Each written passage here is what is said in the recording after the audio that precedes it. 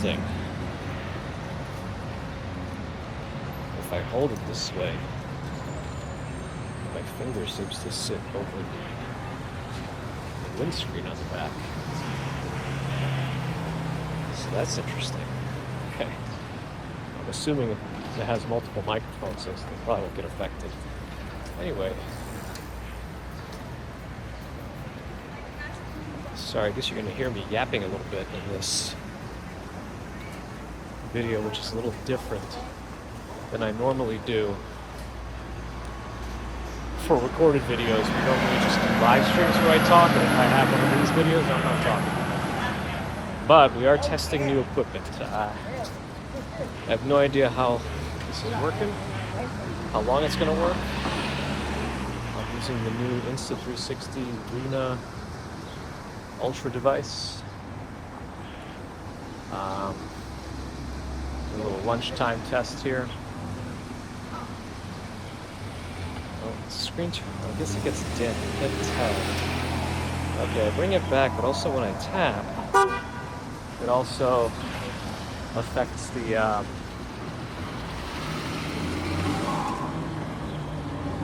focus. So when the screen dims and I tap it, that's what happens. This is kind of really my first impressions of the Insta360. Did I say Insta? Luna Ultra with the dual cameras, dual lenses. I don't know the best way to show you that. So as we walk and look at stuff, I'm recording in 8K 30 frames per second. That's the highest resolution it can do.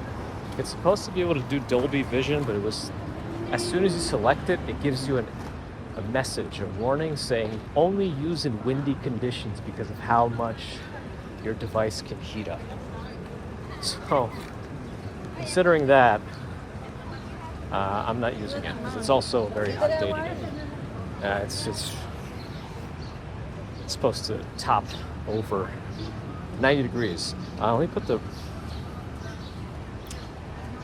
I don't know if you could tell. I'm trying to show you a mirror view of what it looks like with the dual lens. It's a little wide compared to the DJI Pocket series, but those are also, apparently there's going to be some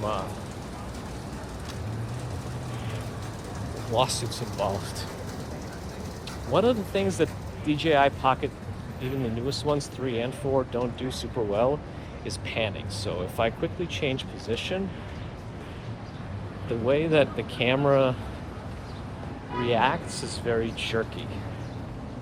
I have it set to slow, which normally means, you would expect there to be lag time from when you initiate the movement to when the camera catches up, so that if you suddenly, because the way I know, I'm holding this in my hand right now, but normally I kind of leaving Chinatown here. They have the green light. One thing though that is a limitation in doing it that way is you can't as quickly show something you want the viewers to see, because there's a lag time. So if I quickly turn this way, it's turning, but it's not like an immediate thing. So if I wanted to show you something that's going to pass quickly, for normal operation, I prefer. Let me see if the joystick works okay. These are those 5G towers, really beautiful. And then returning to midline, I'm just testing that to see how smooth it is, because sometimes on the older DJIs, when you reset to midline, it would jitter for both the horizontal and vertical as it returned to midline. Hopefully this is just a smooth singular motion. But yeah. Now the question is about zoom, because it has 2 lenses now. So let me tap this. That goes to 2x. 2.9x? Can I? Oops. So that's just on the screen, but there is also a slider on the remote. So this is me using the slider, which took us to 2.9x. I don't know if 2.9x is the limit or it's because I'm in 8K mode. It's supposed to be able to go much higher on the second lens. Maybe because I'm in 8K, it doesn't let me switch lenses. So I'm kind of just tapping around to see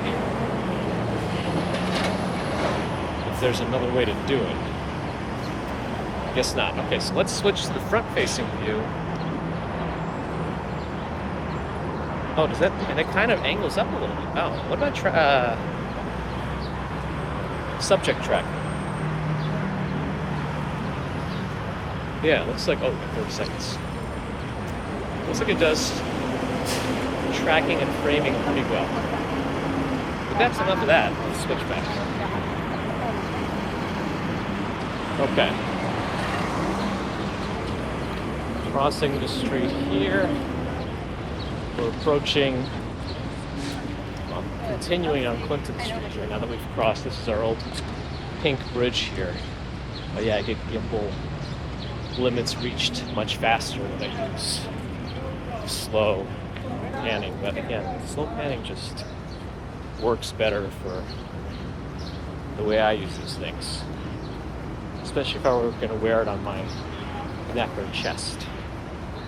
I haven't done the full read-through of the specs. That's something that's readily available anywhere, so I don't think it's going to necessarily be valuable for this. But yeah, it's also really good. It's a good test to see how well this thing lasts in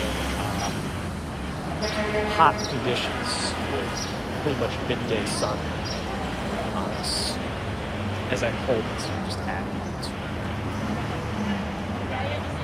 I wanted to really test the zoom though, so that was unfortunate that it maxed this out at 2.9. I think it might be, I have to look into this one specifically, but you know, I'm trying to learn about it on the fly without having read too much. I feel like it's kind of an interesting learning experience, or it's an excuse from my end to try to make myself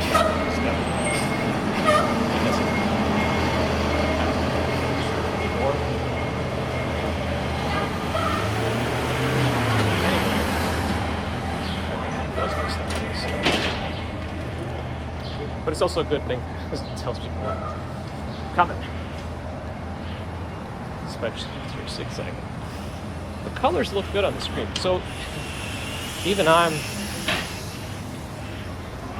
not too dumb to realize that this thing has a detachable screen, which also, let's see if this works while I'm recording, which also, let's see, it's just gonna, I don't know that it's gonna focus on it. A little bit. I messed it up. How do I? Okay, this is a good test. How do I? Now that I'm here, you see? That's interesting.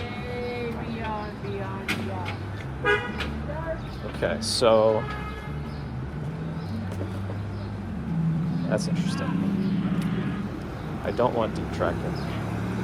I don't want anything. No cars. All right, gimbal limit reached. Great. So this is what happens when you mess around with something the first time. I want to disable tracking.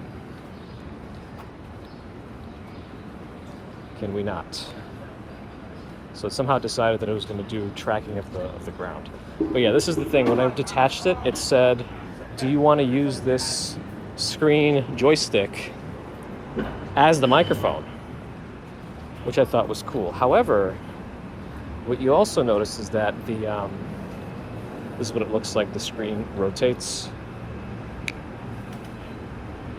and it's cool. It's very real time. Well, there's about maybe a half a second delay on the wireless screen, which isn't terrible, but it's not great. I've seen less lag on wireless display stuff. That's fine. I think it's still a pretty cool feature.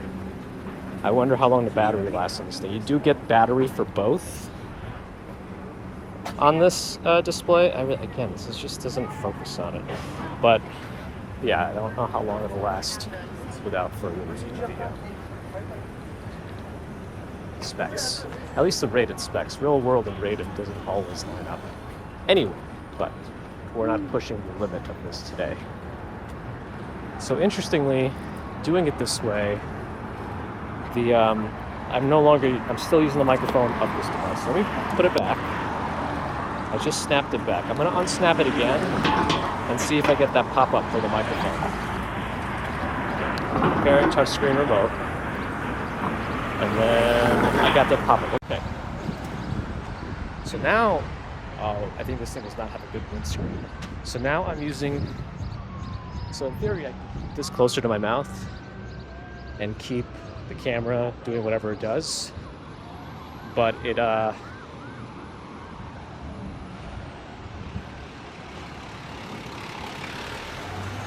lets me kind of have a little bit more control over the microphone placement. And it's all built into the device, and I have a screen. So let me put it back. I'm going to use at least have an idea now of the regular microphone on the detachable screen while we're outside on the fly. I'm going to put it back. And it said on the screen, recording via built-in microphone. So that's good. Now, one thing I wonder with some of these is, like, if I click and hold the joystick,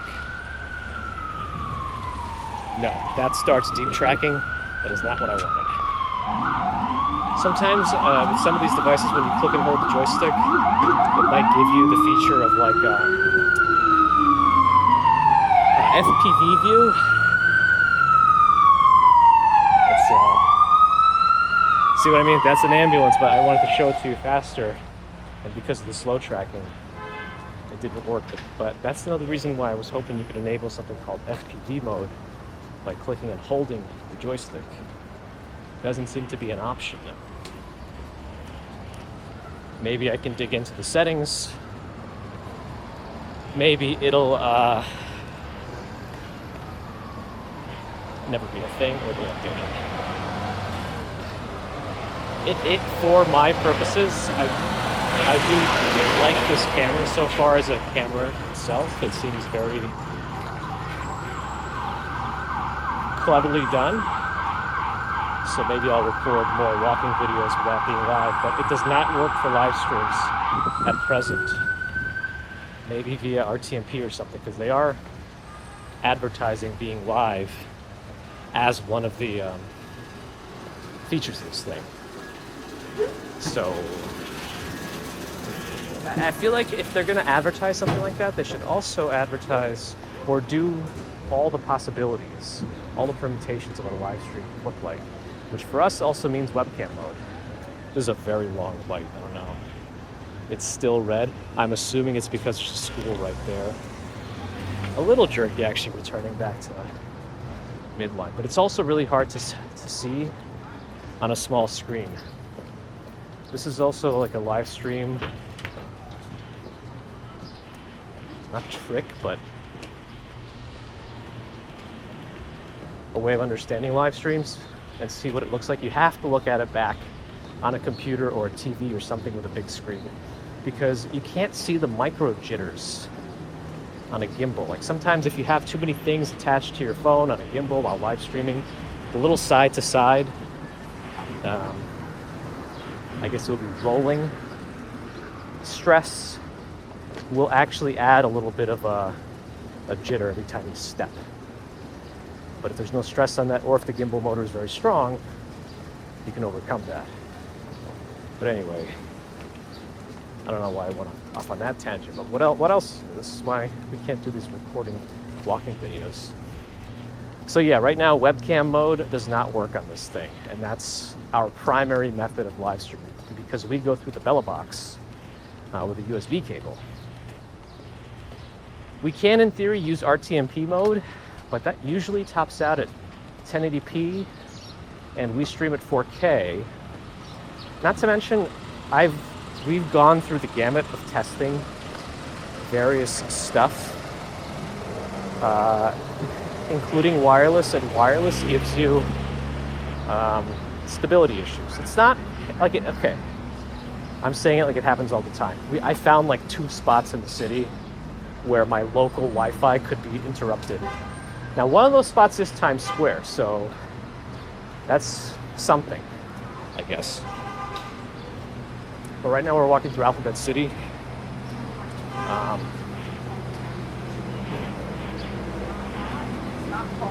Tompkins Square Park coming up on the left. It's a pretty quiet neighborhood, and I like that they've added these local vehicles. So there's no like cars racing through. I guess we can go through the park since we're kind of here anyway. I may end this video.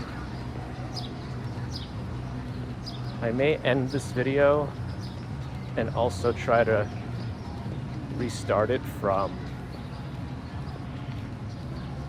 another one, maybe not 8K, but then I don't know, I'll have to like upscale something for it to look right. I don't know if I'm gonna do that actually. I'll keep this one in 8K. We'll do more videos. Because I want to see what the zooming looks like, if it actually changes substantially. But when we do our live streams, I'll be in 4K most likely. And I'm assuming also most of my videos will end up being in 4K. Anyway, 8K is cool and all, but this is fun. You never know what you're going to find in Tompkins Square Park. Yeah, it looks like yoga and meditation. Ooh.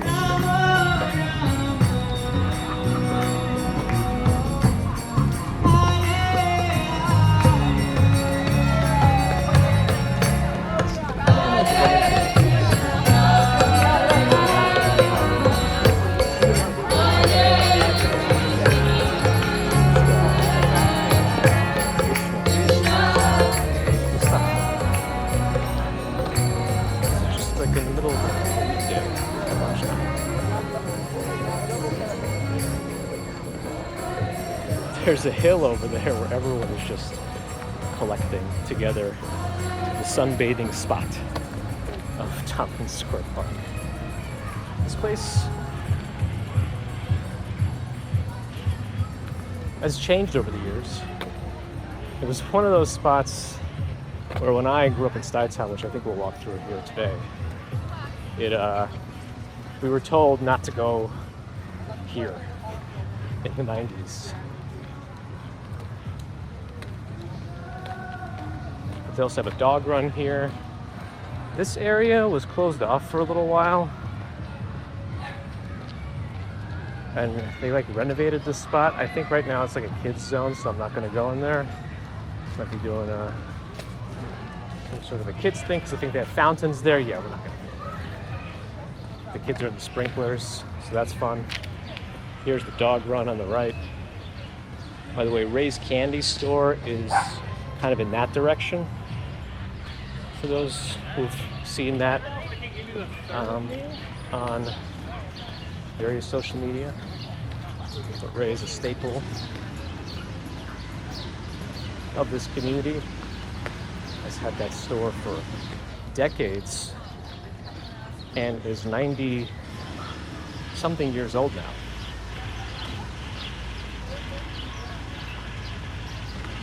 On the left, they have walls for various wall-related ball-throwing activities.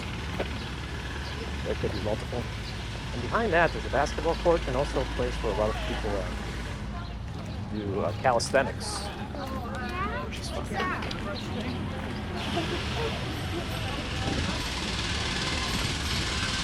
It's still not the full heat today. It's actually not. I'm curious how the built-in windscreen does get a little bit windy right now, especially if I'm talking. Will it handle all of that? How does it handle me talking with their construction noise? Yeah, this is the calisthenics area. Oh, there are folks doing it. Great. Yeah, there's construction going on right here. Now I have it on both tilt and roll lock at the moment, which doesn't let me kind of do more you know, up and down movement. So if I wanted to show you something close to the ground, I'd have to like bring the whole thing down versus, or just, you know, angle it with the joystick. But having the FPV view is a bit easier. That's why I like kind of just being able to hold a button and do that. I think it gives you a little more control rather than going to settings and changing the gimbal mode. Okay, it's still recording. I am recording to the internal storage. There's between 40 and 50 gigabytes of internal storage available. And then you can expand, of course, with an SD card, micro SD. But with 8K footage, you need sometimes faster SD cards. You know, I wonder if these cameras can be slick enough where you can record onto the internal storage as like cache, and it slowly offloads onto the SD card. You know, that would require like simultaneous read-write, and also, you know, assume that the external card can keep up with it. I don't know. I'm just spitballing it, you know.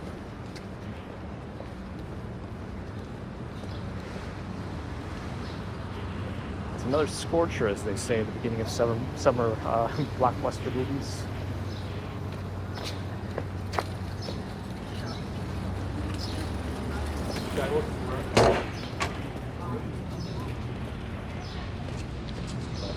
Is so far holding up in terms of temperature.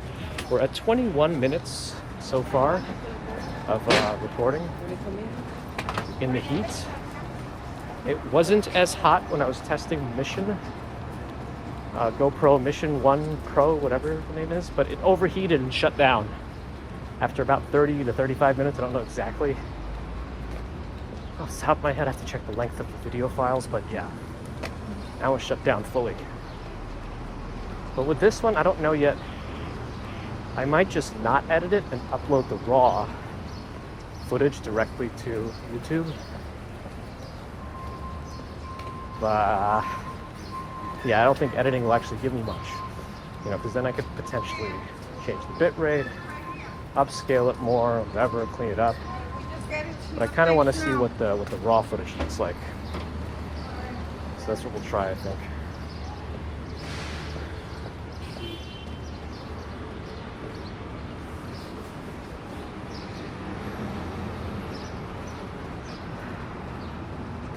That's Stuyvesant town across the street. This store right here used to be called Brothers. It still is. It's a deli. We used to get a lot of our snacks and drinks from here. A little lower, there used to be a Kennedy Fried Chicken over there, a little more west. There's a bunch of stuff that I don't recognize. There's a Petland over there, a store called Bargain Bazaar, which I think is completely replaced by something else. But now there's a Target on the corner of 14th and A. And there was another deli back there. That whole area, there was a pizza place that we used to go to called Pizza Place, but like the name was P-E-T-E-S-A, Pizza Place, so it's just Pete's Pizza. But that whole corner got a fire that kind of ruined everything that was there. The deli, the pizza. Also, KB Toys used to be there too. But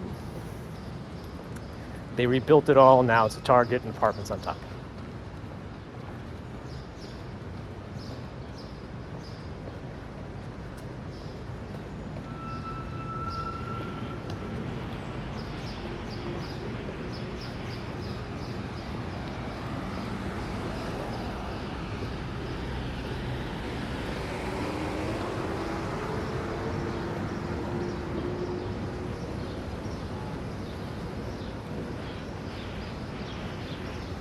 Amazon delivery truck is coming. We can.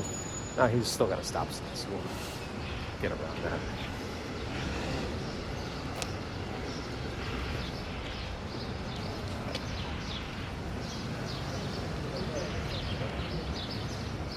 Oh wow, this was playground 12.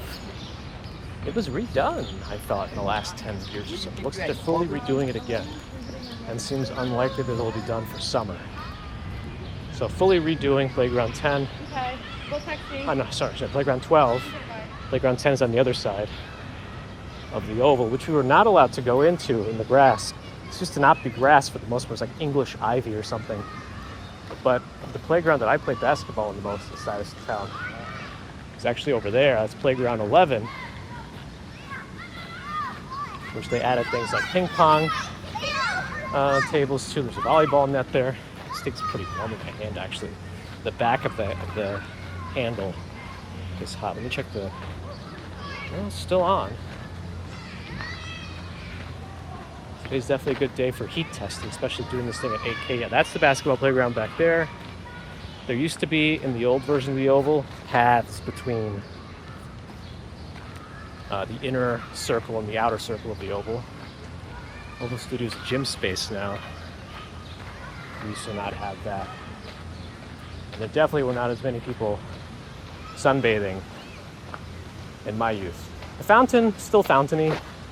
To the left of the fountain in this orientation was a security booth. And in the winter, during the holidays, they would put a Santa decoration between the booth and the fountain. Broke up. And the fountain itself was shut down.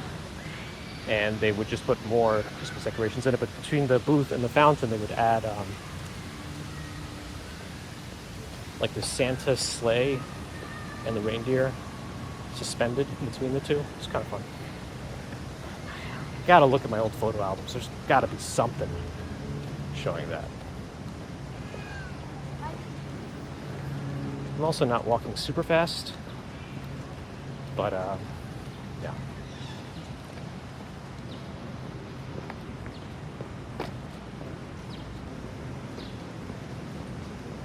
USPS delivery. Also, most of the playgrounds here are now tap to get in. So the main entrance is not on this side, it's on the other side. They use this when they convert this playground to the skating rink in the winter. But yeah, back in the day, when especially the basketball playgrounds, lots of people we had nice courts. Lots of people wanted to come play basketball here from outside. And they used to have employees, the rec staff, recreation staff, they would man the playgrounds and do resident check. And they would do it by looking at your keys and writing down the code from your apartment door key. They would ask where you're at, where you live in Stuytown. You're allowed guests, but I think there was a limit. That's how it was back then. Now it's just a key card, so I guess you could bring in whoever now with your key cards.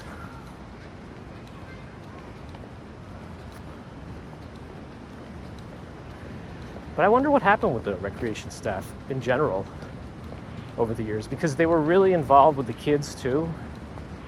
You know, all the kids knew the recs, and they played games with them too. And it was like another trusted. They were usually like college age, maybe a little older adults technically. They just were trusted adults. I don't know if they ever hired like high school kids, but you know, still nice to have some extra familiarity with the staff and people around the facility. Whatever. I'm tempted to say project, but it's not. Grounds? The Peter Cooper playground. Now we're Peter Cooper, by the way. Oh, Stuytown's doing its own Pride Parade. That's cool. Yeah, we didn't have that when I was here. They seem to do a lot of events these days. Yeah, Peter Cooper only has 3 playgrounds. They have one over here, which a lot of people play paddle ball in. This is like the paddle tennis, where it's like a wooden or a hollow paddle, and the tennis ball is deflated, so it's punctured with a pin to remove some air. And that's what they use to play. Stuytown is like a big community of very serious players. Yeah, there's that playground, the kids one, and there's a basketball one here too. We would sometimes go to the basketball one here also. Sometimes, you know, as kids, we would have to jump between the parks. There's 2 basketball playgrounds in Stuytown and 1 here. And sometimes we'd have to find a spot to play. Just a half court is fine. But we needed to find an empty one sometimes. Really the one we were going to the most anyway, Playground 11, was the one that was most available. So that worked out. And if all the Stuytown ones were full, we would go to the park by Con Edison, right by the entrance to the FDR. It worked. All right, 30 minutes of recording. This thing is quite warm in my hand.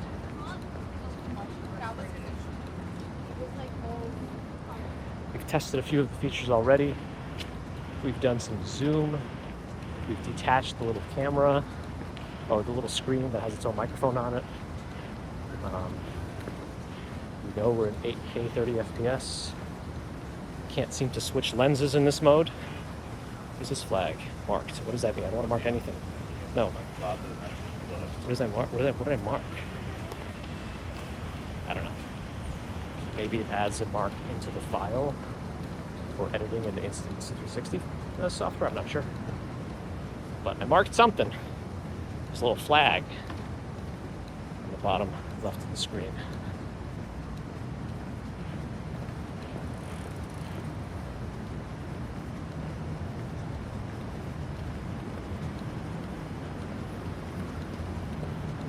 Exiting out into 23rd Street here. Across the street from the Manhattan VA Hospital, Veterans Affairs. To the right of it is Asher Levy. It actually has a pool, a public pool, indoor and outdoor. And we would sometimes go there in the summer. It's the outdoor one. But as you can imagine, on a very hot day, it gets very busy.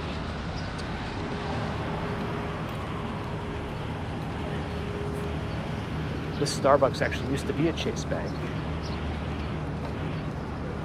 My mom used to have a safety deposit box there. Then they moved it across the street. Then they moved it across the street diagonally to that Chase. But then that Chase, let's say this way, also called her and said it's shutting down. And they're getting rid of all their safety deposit boxes. But now, we're not going to move it anywhere. You can just take all your stuff back. And if you want to put it somewhere else, go ahead. But we're not going to move through this time. 33 minutes, still seems to be recording.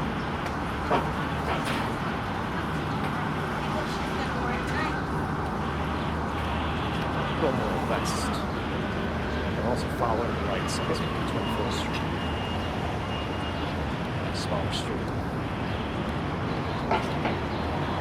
I'm switching hands right now. This thing is really warming up my hand. One of the, me not usually holding these devices, I don't usually have to feel how hot it is.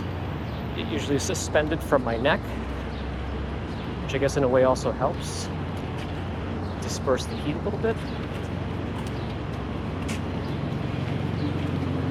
But even the GoPro, Mission 1 Pro, overheated when I had it mounted to my neck when I was recording.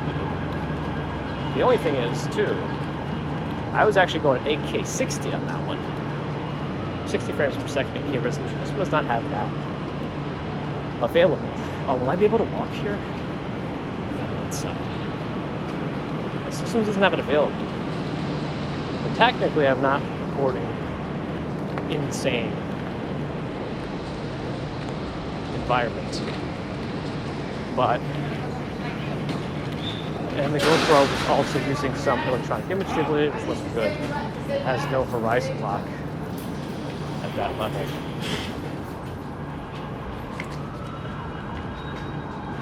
Interesting pathways here. I guess when they have the main area blocked off, it becomes much more noticeable. Position light here. Walkways.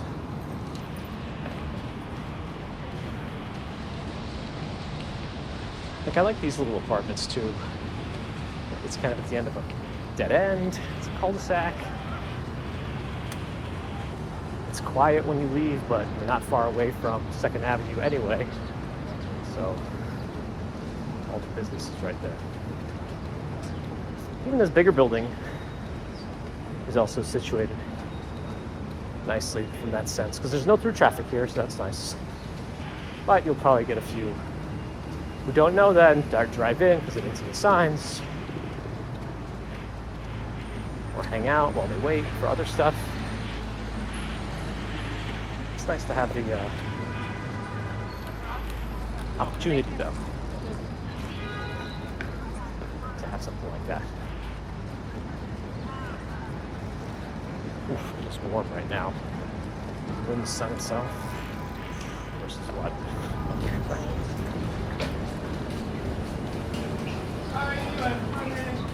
How are you? Going down?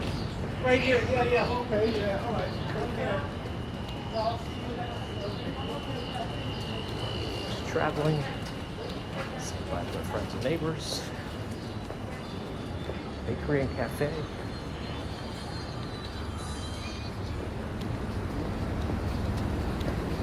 Used to be an interesting building around here called Penny Lane. It was like converted from like an ice cream factory or something. It's definitely converted from something. And so all the apartments there are really weird. They have strange multi-level, split-level looking apartments. They have ones that just enter right into the street.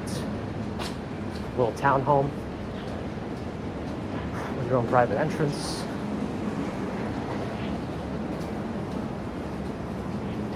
It's kind of interesting. It's called Penny Lane. 37 minutes, still recording. Still haven't run out of battery or local storage. Actually, what am I lower on at this point? Definitely local storage. So 37 minutes in at 8K 30. We have 72% remaining on the Insta360